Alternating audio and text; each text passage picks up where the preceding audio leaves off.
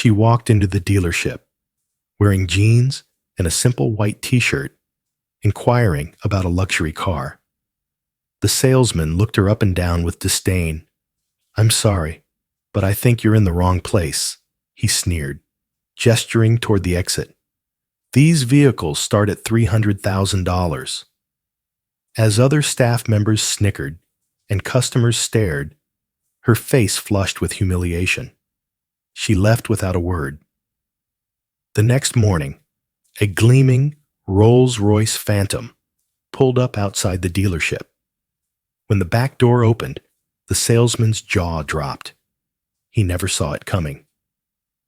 The prestigious luxury auto gallery Miami sparkled under the morning light. Glass walls showcased a fleet of exotic vehicles that most people would only dream of owning. Porsche, Bentley, Aston Martin, Ferrari, each more expensive than the last. Sophia Harrison, known as Sophia to those who knew her, stepped through the doors, her brown ponytail bouncing slightly with each step. Her simple white t-shirt, well-worn jeans, and minimal makeup reflected a woman who valued practicality over presentation. At 35, she exuded a quiet confidence that came from knowing exactly who she was. What wasn't apparent from her modest appearance was that Sophia was the founder and driving force behind the Hope for All Foundation Center, an organization that had transformed thousands of young lives. Years before meeting her now husband, she had built the foundation from nothing, pouring her heart and education in special needs development into creating real change. As she entered the showroom, her eyes immediately fell on a sleek midnight blue coupe, perfect for her sister's 40th birthday. Amelia Harper had always dreamed of owning a luxury car, and after beating breast cancer last year, Sophia wanted to give her something truly special. She could easily afford it. Her foundation's success and personal investments had made her comfortable in her own right, though few knew that. Across the showroom, Ryan Foster adjusted his blue tie and straightened his navy suit jacket. As sales manager, he prided himself on being able to spot serious buyers instantly. At the sight of Sophia in her casual clothes, he smirked and nodded to his colleagues. "This will be amusing," he thought. "Good morning." Sophia smiled at a young salesman named Samuel Hayes, who approached her. "Welcome to Luxury Auto Gallery Miami. I'm Samuel. Is there something specific you're interested in today?" Before Sophia could respond, Ryan smoothly intercepted. "I'll handle this, Samuel," he said, then turned to Sophia with a practiced smile that didn't reach his eyes. "Looking for directions, ma'am." And just like that, Sophia's day at the dealership began. A day that would change perspectives for everyone involved. "Actually," Sophia replied pleasantly, "I'm interested in that midnight blue coupe." She pointed to the $285,000 vehicle displayed on the elevated platform. Ryan Foster's smile tightened. He'd seen this before. People wandering in to daydream about cars they could never afford. With end-of-month quotas looming and 3 serious buyers expected that afternoon, he had no time for fantasies. "That's the limited edition Azure. Only 15 were made this year," he said, emphasizing each word as if speaking to a child. "Perhaps I could direct you to our used car division. They're in a separate building about 3 blocks east."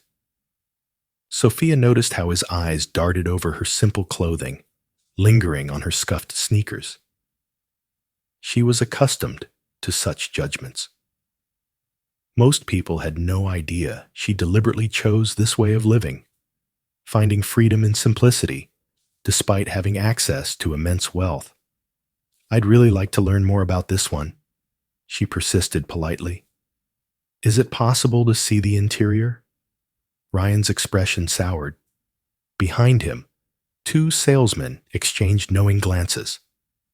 "The Azure is by appointment only," he lied smoothly. "Our serious clients typically schedule private viewings." Just then, a couple dressed in designer clothing entered. Ryan's demeanor transformed instantly. "Please excuse me," he said to Sophia, without actually looking at her. "Why don't you take a brochure?" "Samuel can help you with that." He strode toward the couple, arms outstretched and welcoming.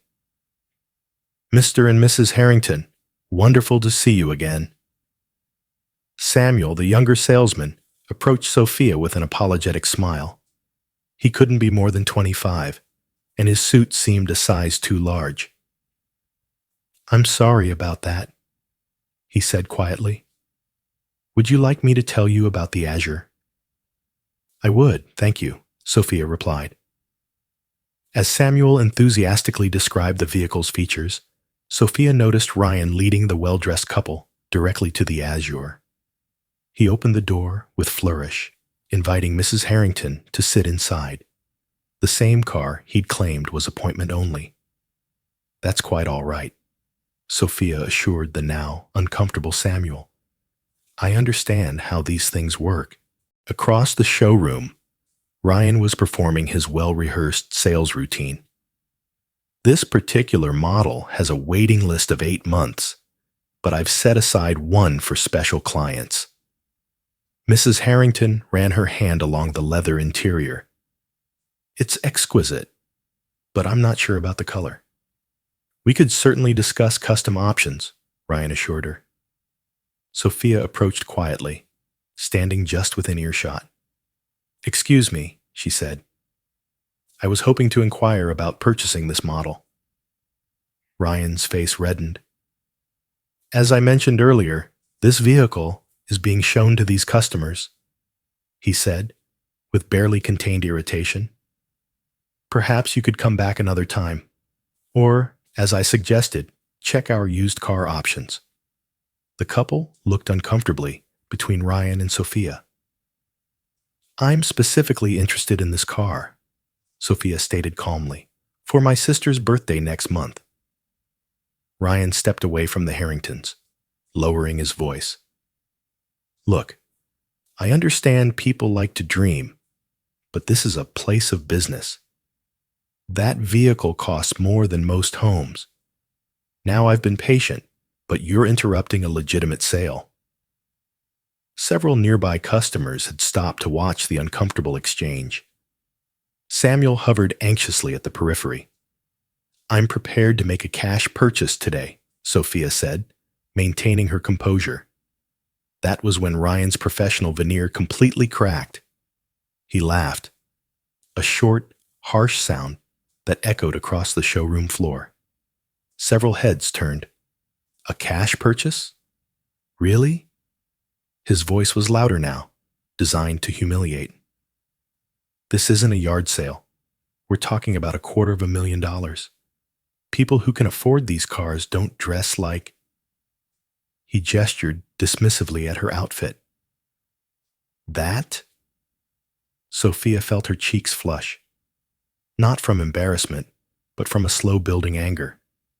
Not for herself. She'd experienced such treatment before, but for anyone who had ever been judged by their appearance. "I believe my money is as good as anyone else's," she said quietly. Ryan stepped closer, towering over her. "Let me be clear," he said, no longer bothering to hide his disdain. "You are wasting my time and embarrassing yourself. Either make an appointment for a serious discussion, dressed appropriately, or please leave the premises." The showroom had gone silent. The Harringtons had stepped away from the car, visibly uncomfortable. "Is there a problem here?" A new voice joined the conversation. The dealership's owner, Henry Lawson, attracted by the commotion. Ryan straightened his tie. "No problem, sir. Just explaining to this lady that we operate by appointment for serious buyers."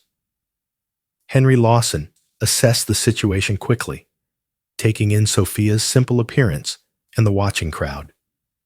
His expression made it clear which side he was taking. "I see," he said. "Ms. Harrison," Sophia supplied. "Margaret Harrison." "Ms. Harrison, perhaps there's been a misunderstanding. Our clientele typically, well, they understand the exclusivity of our vehicles."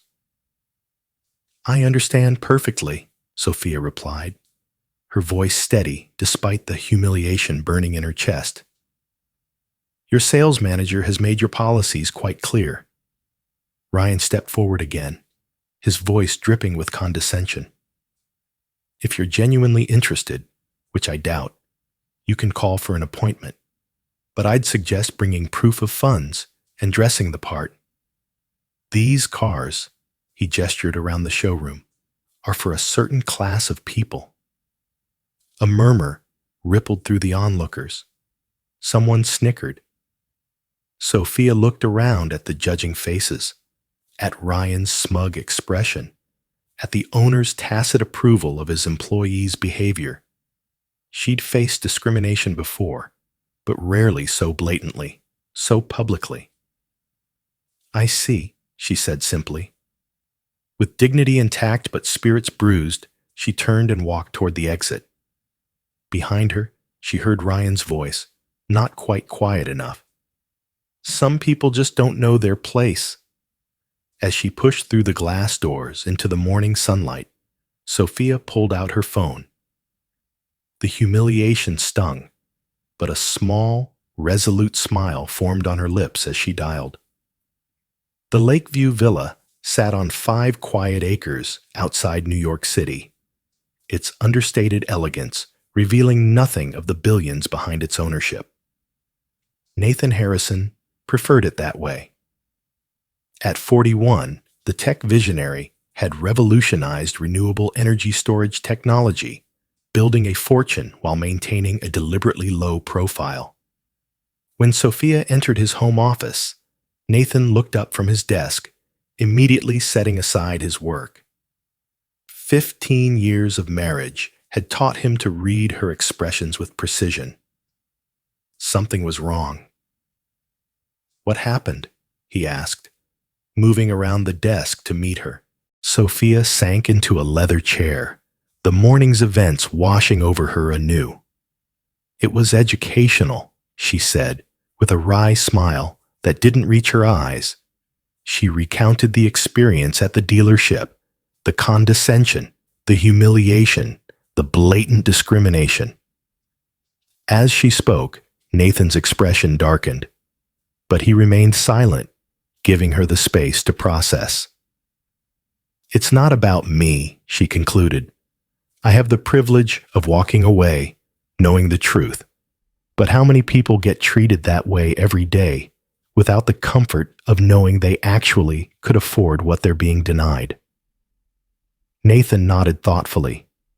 In their years together, this was what had always moved him most about Sophia, her consistent concern for others, even when she herself had been wronged.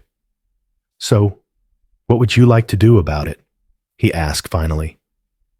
"Part of me wants to do nothing.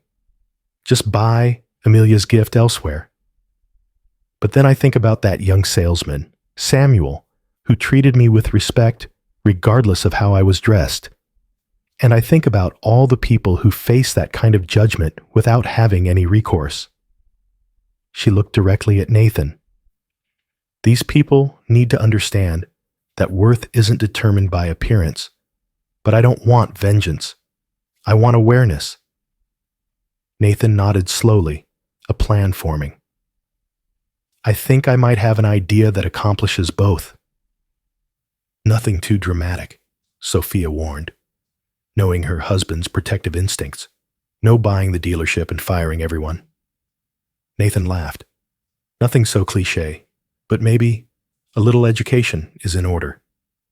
Together, they crafted a plan, not for revenge, but for enlightenment.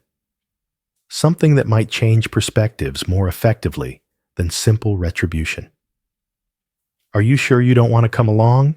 Nathan asked, when they'd finalized the details. Sophia shook her head. This isn't about me needing to witness their comeuppance. It's about them learning to see beyond appearances. She paused, then added with a smile, "But I expect a full report." As evening settled over their home, Nathan made several phone calls, setting things in motion for the following morning.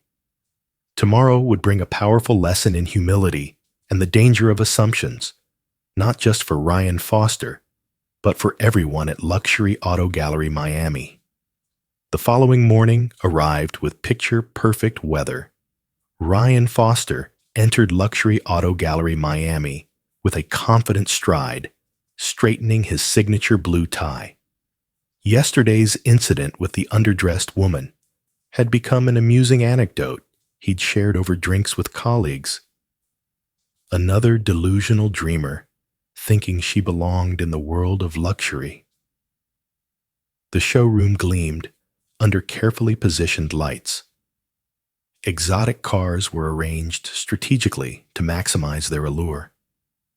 Ryan had just finished the morning staff meeting, emphasizing the importance of qualifying customers properly. "Remember," he'd instructed the sales team, "our time is valuable. We cater to a specific clientele.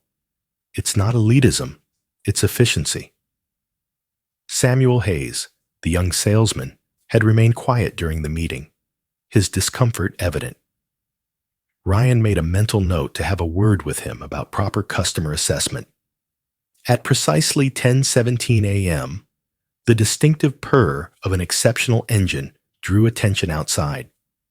Through the floor-to-ceiling windows, a vehicle unlike any other glided to a stop directly in front of the main entrance. Conversations halted mid-sentence. Even Ryan, typically unimpressed by luxury vehicles given his daily proximity to them, felt his pulse quicken. A Rolls-Royce Phantom. Extended wheelbase, but not just any Phantom. This was a custom model with a unique midnight blue finish that seemed to shift colors in the sunlight. Conservative estimates would place its value north of $1.2 million. Is that? Henry Lawson, the owner, had emerged from his office, drawn by the sudden silence. "Bespoke Phantom," Ryan confirmed, already moving toward the entrance. "Extremely rare configuration." A uniformed chauffeur exited the Rolls-Royce and walked around to open the rear passenger door with white-gloved precision. From the vehicle emerged a man of commanding presence. Tall, impeccably dressed in a tailored suit that whispered rather than shouted its five-figure price tag. His salt and pepper hair was perfectly groomed, his posture effortlessly authoritative. Ryan's salesman instincts kicked into overdrive. This was beyond a good prospect. This was the kind of client dealerships competed for, the kind whose purchases included not just one vehicle, but potentially an ongoing relationship worth millions. "Good morning, sir. Welcome to Luxury Auto Gallery Miami," Ryan called out, intercepting the distinguished visitor before any other salesperson could approach. "Ryan Foster, sales manager. It's an absolute pleasure to have you with us today." The man regarded Ryan with an unreadable expression, then offered a polite smile that didn't quite reach his eyes. "Nathan Harrison," he replied simply, offering a firm handshake. Ryan's mind raced. The name sounded vaguely familiar, but he couldn't immediately place it. Regardless, the Rolls-Royce spoke volumes about the man's financial status. "Mr. Harrison, it's truly an honor. What brings you to our humble establishment today? Perhaps I could show you our newest arrivals. We just received a limited edition." Nathan raised a hand slightly, halting Ryan's practiced pitch. "Actually, I'm here about a specific vehicle, the Azure Coupe, midnight blue." Ryan's smile broadened. "Excellent choice, sir. One of only 15 produced this year. I'd be delighted to show you. It's actually right over I know where it is, Nathan interrupted smoothly. My wife was here yesterday, expressing interest in it. Ryan's customer service smile remained fixed, though confusion flickered in his eyes. Your wife? I don't recall. Perhaps one of my colleagues assisted her. No, Mr. Foster, you assisted her. Or rather, you refused to assist her. Margaret Harrison. She was wearing jeans and a white t-shirt. You suggested she might be more comfortable looking at used cars? The blood drained from Ryan's face as realization dawned. Behind him, he heard a small gasp from Samuel, who had been hovering nearby. Mr. Harrison, Ryan stammered, his usual smooth delivery abandoning him. There must be some misunderstanding. We welcome all customers here. By now, Henry Lawson had approached, sensing a situation developing. Is everything all right, Ryan? Nathan turned his attention to the owner. Mr. Lawson, I presume? Henry Lawson. Yes, indeed. Welcome to Luxury Auto Gallery, Miami. Thank you. I was just explaining to Mr. Foster that my wife visited yesterday, interested in purchasing the Azure Coupe as a gift for her sister. She was, however, treated in a manner that I find troubling. Henry's expression shifted rapidly, from welcoming to concerned. I'm sorry to hear that. I believe I was briefly involved in a conversation, but I wasn't aware of all the details. Nathan nodded thoughtfully. The details include your sales manager here, suggesting that people like her don't belong in an establishment like this, based solely on her casual attire. By now, a small crowd had gathered, other salespeople, support staff, and even a few early customers. The showroom had gone completely silent. Mr. Harrison, Ryan began, desperation creeping into his voice. It wasn't a misunderstanding. Samuel suddenly spoke up. All eyes turned to the young salesman, who looked surprised at his own courage. Miss Harrison was treated poorly. She was polite and specific about her interest in the Azure, and she was dismissed repeatedly based on her appearance. Ryan shot Samuel a withering look, but the damage was done. Nathan turned back to Henry Lawson. You know, it's interesting. My wife founded and runs the Hope for All Foundation Center. It's been her life's work since before I met her. She's raised over $50 million for specialized medical equipment and educational programs. He paused, letting this sink in. Sophia chooses to dress simply because she believes in living modestly, despite our means. She finds it keeps her connected to the families she helps. It's one of the countless reasons I love her. Henry Lawson had gone pale. Mr. Harrison, I assure you, this does not reflect the values of our dealership. We pride ourselves on... Actions speak louder than mission statements, Mr. Lawson, Nathan interrupted firmly. Now, regarding the Azure, I'm not here to purchase just one vehicle. Ryan perked up slightly at this, a glimmer of professional hope breaking through his distress. I was planning to purchase the Azure for my wife's sister, as Sophia intended, but I was also considering a fleet replacement for our corporate vehicles, 7 in total, and my personal collection could use updating as well. Henry's eyes widened. A sale of that magnitude would make their quarterly targets in a single transaction. However, Nathan continued, I find myself questioning whether this is the right establishment for such a significant investment. The silence in the showroom was absolute. Ryan looked physically ill. Mr. Harrison, Henry began desperately, I cannot apologize enough for this unfortunate incident. I assure you, this is not how we conduct business. Please allow us to make this right. Nathan considered this for a moment. Perhaps there is a way forward, he said finally. but it would require more than just selling me cars. Anything, Henry assured him quickly.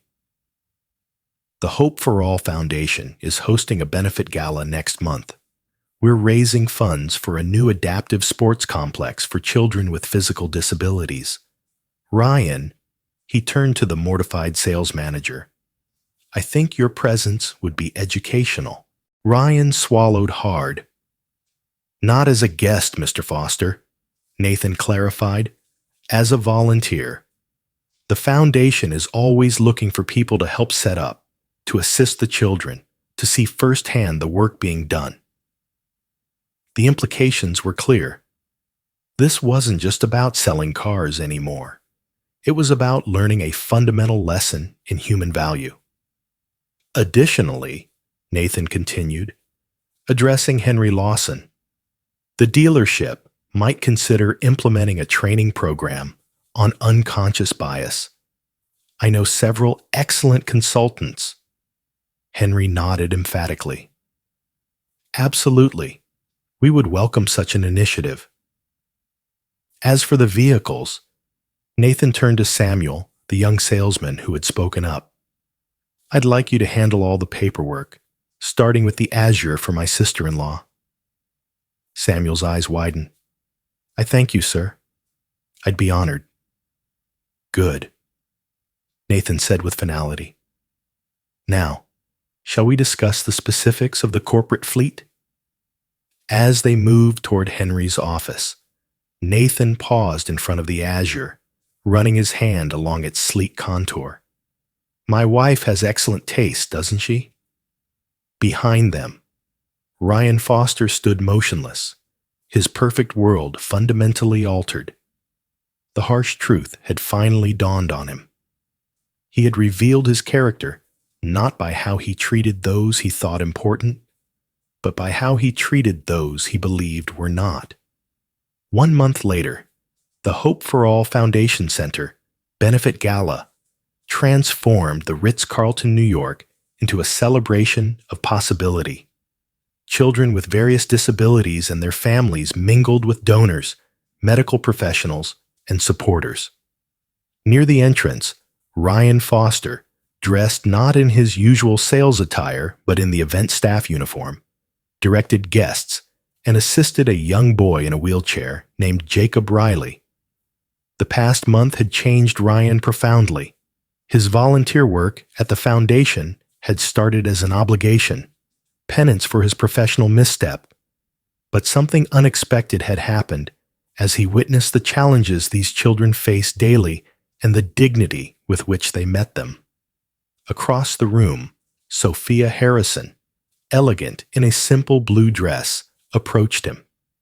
Despite knowing who she was now, Ryan was struck again by her lack of pretension. How are you finding the experience, Ryan? She asked. He considered the question seriously. Humbling, he finally answered, and necessary. Sophia nodded. Jacob seems to have taken a liking to you, she observed, referring to the boy in the wheelchair. He's teaching me about adaptive basketball, Ryan admitted. Apparently I have terrible form. This drew a genuine laugh from Sophia. He's an honest coach. Ryan's expression grew serious. Mrs. Harrison, I know I've apologized formally, but I need to say it directly. I'm truly sorry for how I treated you. There's no excuse. You're right, there isn't, she agreed, but without malice. The question is what you've learned. That worth isn't determined by appearance, position, or possessions, he said thoughtfully, and that everyone deserves respect until they prove otherwise, not the other way around. Good lessons, Sophia acknowledged. Expensive ones, too, I imagine. Ryan nodded ruefully, thinking of the substantial business the dealership had lost when Nathan Harrison decided to purchase only the Azure and not the additional fleet. Worth every penny, he replied sincerely. Across the room, Nathan joined them, placing a gentle hand on his wife's shoulder. Ryan was just sharing some of his insights, Sophia explained. Nathan nodded. I hear you've become quite involved with the adaptive sports program. Yes, sir, Ryan confirmed. In fact, I've signed up to continue volunteering after my required period. And I've been working with Mr. Lawson on revamping our customer approach at the dealership. No more qualifying by appearance. I'm glad to hear it, Nathan said, then surprised Ryan by adding, which reminds me, that corporate fleet I mentioned, we're still in the market. Perhaps you could handle that transaction. Samuel speaks highly of how you've been mentoring him. Ryan's expression registered shock before settling into genuine gratitude. I would be honored, Mr. Harrison, truly honored. Later that evening, as the event wound down, Ryan watched Sophia and Nathan Harrison working the room, not flaunting their wealth or influence, but connecting genuinely with each child and family. He reflected on how completely his perception had been transformed. A month ago, he would have dismissed someone like Sophia Harrison based on her casual appearance. Now he understood that true value ran deeper than designer labels, luxury cars, or executive titles. As Ryan helped Jacob back into his wheelchair after a photo session, the boy grinned up at him. You know what, Mr. Ryan? You're pretty cool for a grown-up. Ryan smiled. Coming from you, Jacob, that's the highest compliment I've received in a very long time. And he meant it. We all make judgments based on appearances, don't we?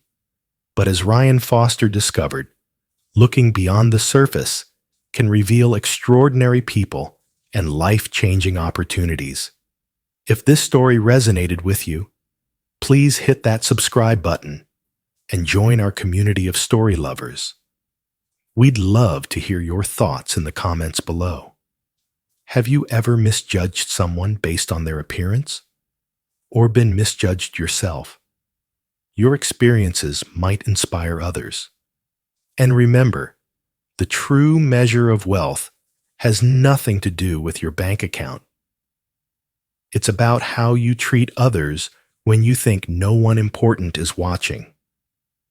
See you in our next story, where another powerful lesson awaits.